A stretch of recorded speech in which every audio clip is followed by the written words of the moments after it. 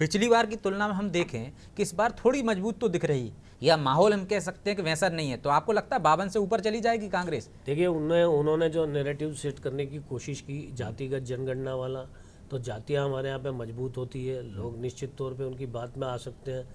दूसरी बात, उन्होंने कहा कि आरक्षण, तो बहुत बड़े तबके को आरक्षण का लाभ मिलता है। अब अगर आप उसमें ये भय पैदा करने की कोशिश करने में सफल हो गए कि बीजेपी अगर आई और आरक्षण को ख़त्म कर देगी तो कांग्रेस को सफलता मिल सकती है, ये अगर उन्होंने ऐसा भय पैदा कर दिया तो। अब किया कि नहीं किया ये हमें 4 तारीख को समझ में आएगा। दूसरी बात, उन्होंने कहा कि हम 1 लाख रुपए तक महिलाओं को देंगे। पिछली बार उन्होंने कहा था कि वो 72,000 रुपये देंगे, कि बहुत खाते में डालेंगे हर महीने 8,000, तब भी, लेकिन लोग उनके वादों में नहीं आए।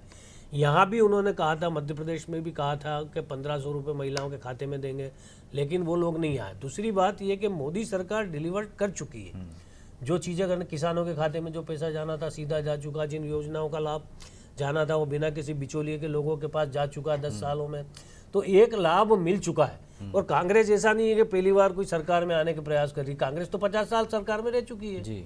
तो अगर 50 साल सरकार में रह चुकी है और उसके बाद उसकी डिलीवरी बहुत परफेक्ट नहीं थी, तो निश्चित तौर पे लोग मोदी पे भरोसा करेंगे।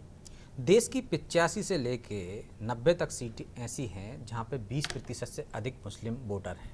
इस बार ऐसा कुछ आपको लग रहा है कि मुस्लिम वाला मुद्दा भी आया है, चाहे पूर्व पीएम मनमोहन का बयान हो या अन्य बयान हो, मंगलसूत्र छीनने की बात हो, विरासत टैक्स की बात हो, इस वोट बैंक पर ये क्या पहले एकजुटता से जिस तरह से वोट करता था वैसा दिख नहीं रहा माहौल? देखिए, मतलब कुछ चीज़ें ऐसी हुई है इस चुनाव में जो नहीं होनी चाहिए थी। जब आप बीजेपी इतना अच्छा डेवलपमेंट कर रही है, सारी चीज़ें बता रही है, अगला प्लान दे रही है 2047 का, तो उसको नहीं जाना था, लेकिन वो चली गई और वो उसका प्री सब्जेक्ट है जो नरेंद्र मोदी के लिए एक तरह लेकिन 2 चरण के बाद गई, 2 चरण के बाद गई चीजें आई। एक सेम पित्रोदा ने वहाँ पे कोई बयान दिया, यहाँ पे मणिशंकर अय्यर ने कोई बयान दिया, उन्होंने लालू यादव ने बयान दे दिया, को आरक्षण के मामले में बयान हुआ, तो बीजेपी को खेलने का मौका मिल गया। तो उसका जो पहले 2 चरण के बाद उसका जो वोटर था उसको सेट करने के लिए नरेंद्र मोदी के पास पर्याप्त मसाला था, तो उन्होंने उस मसाले का भरपूर उपयोग किया। और जब वो चुनाव लड़ते हैं तो कोई बहुत ज़्यादा इन चीज़ों के फेर में नहीं पड़ते। मुझे लगता है, मैंने लगातार देखा है 2002 से गुजरात के चुनाव से नरेंद्र मोदी को भाषण देते हुए, तो बिना किसी लिहाज के अपने दुश्मन को कैसे निपटा सकते हैं उसको निपटाते हैं। लेकिन तो क्या पहले 2 चरण में गोलबंदी हो गई थी क्या, जो विरोधी वोट बैंक था अपने नरेंद्र मोदी का? अपने वोट को एक करने के लिए जितने भी प्रयास हो सकते हैं वो इसकी चिंता नहीं कर सकते कि आप हम उनकी आलोचना करें।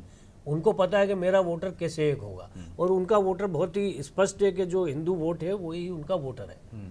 तो वो उन्होंने बहुत तरीके से, और इस चक्कर में अल्पसंख्यक जो वोटर्स हैं उनका नुकसान हो रहा है। आप देखेंगे कि कांग्रेस ने अल्पसंख्यकों को सीटें कम दी, दूसरे उन्होंने कुल मिला के जो प्रतिनिधित्व अल्पसंख्यकों का 14% है, वो कोई भी पॉलिटिक, बीजेपी से तो उम्मीद ही मत करो आप, लेकिन बाकी पार्टियां जो मुसलमानों की हितैषी बनती हैं वो तो कम से कम 14% दे सकती थी टिकट, लेकिन उन्होंने भी नहीं दिए, क्योंकि उनको भी डर है कि कहीं हिंदू जो है ये नहीं बोल देंगे।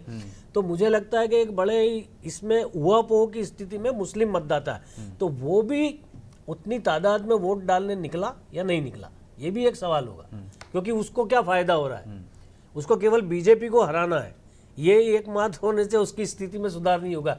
सरकार की सारी योजनाओं का लाभ मुस्लिम मतदाताओं को भी मिला है बराबर। हम मध्य प्रदेश में भी देखेंगे लाडली बहना का लाभ तो मुस्लिम महिलाओं को भी मिला है, या प्रधानमंत्री आवास योजना के मकान मुसलमानों को भी मिला है, मुफ्त का अनाज तो वो मुसलमानों को भी मिला है, उसमें तो कोई भेदभाव नहीं है। चुनावी भाषण में चाहे जितना जहर आप एक दूसरे के खिलाफ बोलो, सरकार की योजनाओं में कम से कम भेदभाव नहीं है, कम से कम ये एक अच्छी चीज़ है।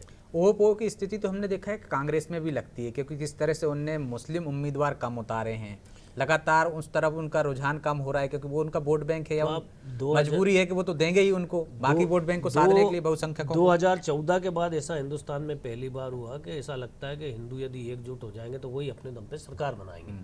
तो ऐसा आप देखेंगे 2014 में पूरे बहुमत की सरकार आई, अब उसमें मुस्लिम वोट का शेयर बीजेपी के समर्थन में क्या 2, 4, 5, 8%। फिर उसके बाद 2019 के अंदर देखेंगे तो फिर एक बार बहुमत के साथ में बीजेपी की सरकार आई, पहले से ज़्यादा, तो उसमें भी वोटिंग परसेंटेज जो है वो कितना। अब इस बार तो 3 तलाक वाला इशू भी है, जो 2 सेकंड राउंड में आने के बाद किया, तो उसमें मुस्लिम महिलाओं का वोट बीजेपी के खाते में कई जगह जाता हुआ दिखा। अब वो इस चुनाव के अंदर भी जाता हुआ दिख सकता है, कोई बड़ी बात नहीं है। तो मुझे लगता है कि वो वोट भी बटा होगा निश्चित तौर पे। या हम देखेंगे कि उत्तर प्रदेश जहाँ पे कई सारी सीटें, वहाँ पे बीएसपी त्रिकोणीय मुकाबला बना रही है, उसने कई सारे मुस्लिम उम्मीदवारों को उतारा। अब वो उम्मीदवार यदि वोट काटते हैं तो इसका फायदा किसके पास जाएगा? निश्चित तौर पे वो भारतीय जनता पार्टी को मिलेगा।